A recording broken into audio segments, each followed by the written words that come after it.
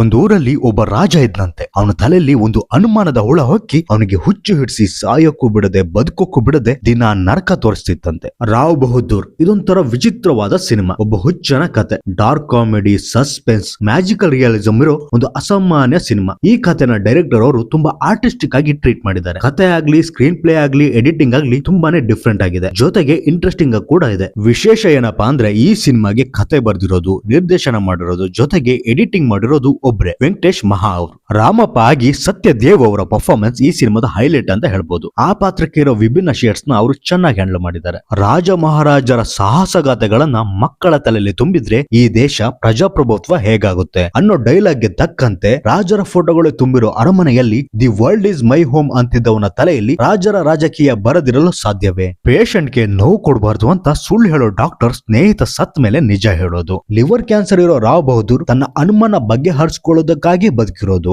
ಗಂಡನ ಮೇಲಿನ ಸಿಟ್ಟಿಗೆ ರೂಮಿಂದ ಆಚೆ ಬರ್ದಿರೋ ಹೆಂಡತಿ, ಸಿಹಿ ಕುಂಬಳಕಾಯಿ ಬೀಜ, ಕಪ್ಪಗಿರುವ ಮಗ, ನಿಜ ಮಗ ಮತ್ತು ಸುಳ್ಳು ಮಗ, ಈ ತರದ ಐಡಿಯಾಗಳು ಚೆನ್ನಾಗಿದ್ವು. ನಡ್ಕೊಂಡು ಹೋಗೋದನ್ನ ಎಸ್ಕಲೇಟರ್ ಮೇಲೆ ಹೋಗೋ ತರ ತೋರಿಸಿದ್ದು ಚೆನ್ನಾಗಿತ್ತು. ಮ್ಯೂಸಿಕ್ ಮತ್ತೆ ಸಿನಿಮಾಟೋಗ್ರಫಿ ಚೆನ್ನಾಗಿದೆ. ಭ್ರಮೆ ಮತ್ತು ರಿಯಾಲಿಟಿಗೆ ಟ್ರಾನ್ಸಿಷನ್ ಆಗೋ ಸೀನ್ ಅಲ್ಲಿ ಮತ್ತೆ ಫ್ಲಾಶ್ ಬ್ಯಾಕ್ ಪೋರ್ಷನ್ ಅಲ್ಲಿ ಎಡಿಟಿಂಗ್ ಚೆನ್ನಾಗಿ ವರ್ಕ್ ಆಗಿದೆ.